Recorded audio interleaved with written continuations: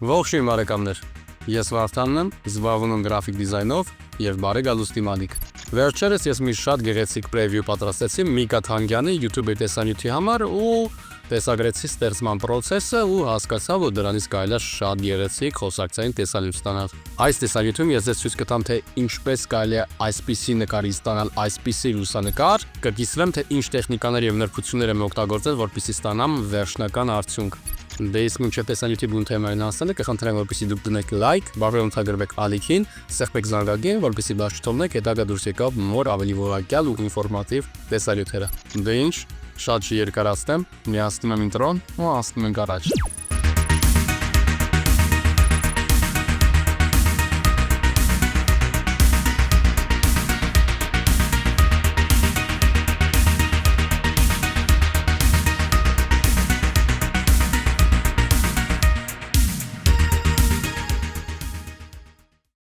Ամենասկզբում վերցնում եմ Միկայի ուղարկած նկարը և անկրոփ գործիքի միջոցով նկարի վրա ավելացնում եմ պակասող հատվածները, ինչը ինձ հետագայում առավելություն կտա, եթե ես ցանկանամ մասշտաբով նրան մեծացնել կամ փոքրացնել, եւ առհասարակ բոլոր այն նկարների հետ, որոնց հետ ես գործ եմ ունենում, ես սիրում եմ ունենալ պահեստային զոնաներ, ինչը անպայման խորհուրդ եմ տալիս նաեւ ձեզ։ Հաջորդ քայլս եղավ այն, որ ես հատուկ գործիքի միջոցով փոխեցի հագուստը, քանի որ սկզբնականը ընդհանրապես թեմայի մեջ չէր ինտեգրվում, իսկ թեման լքված դղյակն էր, որտեղ որ Միկան նկարել էր իր տեսանյութը։ Այդ իսկ պատճառով ինձ հարկավոր էր այնպիսի հագուստ, որը կխոսա միստիկ թեմայի հետ։ Արդյունքը կտեսնեք քիչ անց։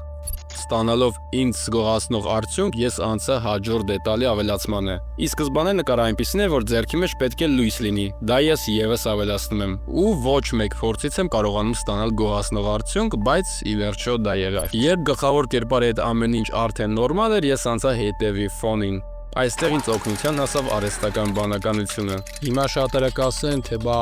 AI ես օգտագործում, չգիտեմ, դե արհեստական բանականություն ես օգտագործում քո գործերի մեջ։ Հա, ու չեմ ոչմանում դրա համար ու չեմ էլ թաքցնում դա, ես ուղղակի նրան օգտագործում եմ որպես գործիք, որը հեշտացնում է իմ գործը, իսկ ինձ պետք է, որպեսզի ես մաքսիմալ կարճ ժամանակահատվածում տամ մաքսիմալ բարձր որակ պատկերատուին։ Դրա միջոցով ես գեներացիա արեցի այն ֆոնը, որը ես պատկերացնում էի գլխումս ի սկզբանե։ Ֆոնի հետ կապված ամեն ինչ սրտովս էր, բայց պակասում էր ամենագլխավոր ատրիբուտը՝ դղյակը։ Դա ես նույնպես ավելացրեցի նշելով առանձին զոնա, որտեղ որ այն պետք է տեղակայվի։ Դա ինձ եւս առաջի փորձից չտվեց գոհացնող արդյունք, այդ իսկ պատճառով ես չալարեցի եւ գեներացրեցի միանգամից մի քանի տարբերակ, որից հետո ընտրեցի ամենահամապատասխանը։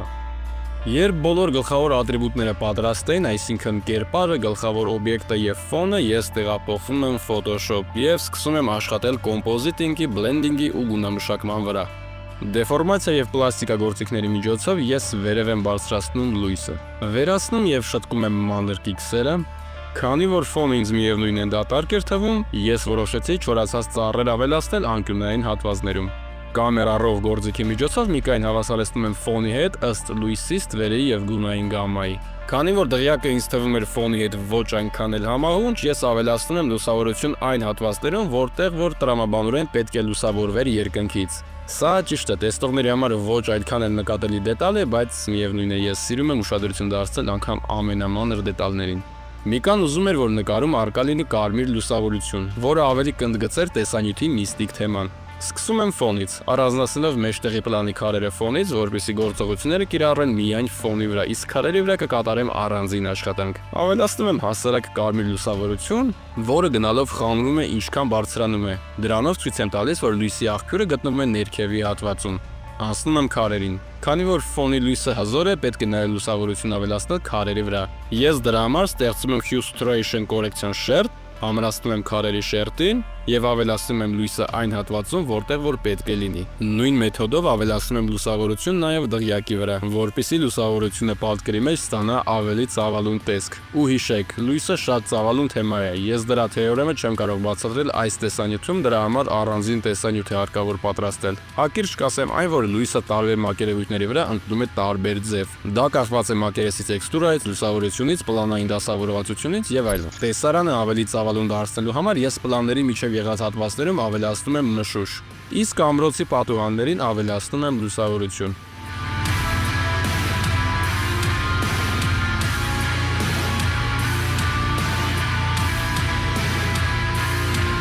Մի փոքր ավելացնում եմ դետալիզացիան։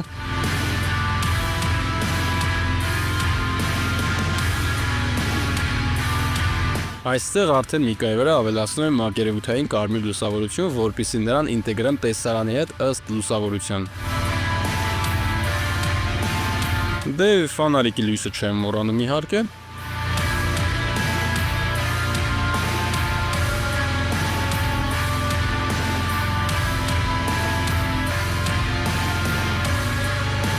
Իսկ այստեղ սկսվում է իմ ամենասիրելի, բայց միևնույն ժամանակ ամենանուրբ աշխատանքը՝ կոնտուրային լուսավորության ավելացումը։ Կոնտուրային լուսավորություն պատկերելու համար շատ մեթոդներ կա։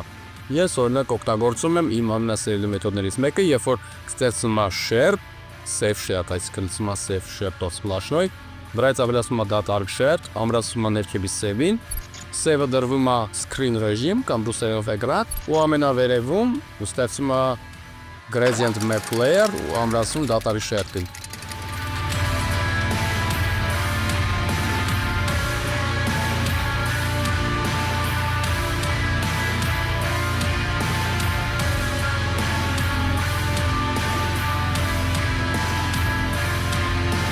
Այս մեթոդը նրանց համար է, ովքեր օգտվում են գրաֆիկ պլանշետից, իսկ նրանք, ովքեր մկնիկով են, կարող են անգիր չհիշել։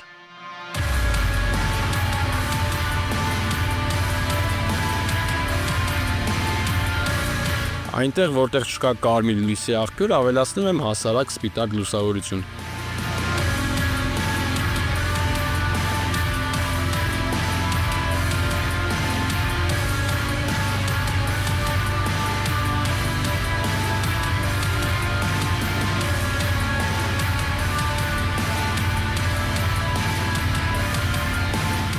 Տալիս եմ վերջին կորեկցիաները ու վերջնական անցնում եմ գույներով։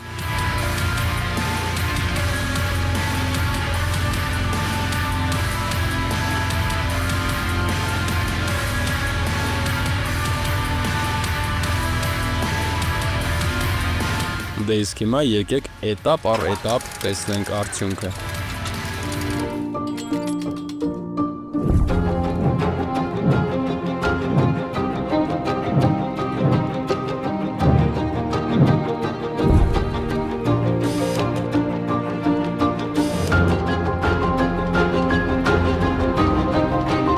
Այսքան էր այս տեսանյութը, շնորհակալ եմ քեզ, որ դիտեցիր մինչև վերջ, հուսամ, որ այն բավականաչափ ինֆորմատիվ եւ օգտակար եղավ եւ այստեղ ստացած գիտելիքները դուք կկարողանաք կիրառել պրակտիկայի մեջ, եթե գործունեություն եք ծավալում այս ոլորտում։ Մինչև հիմա ձեզ հետ ես էի Մարթանը,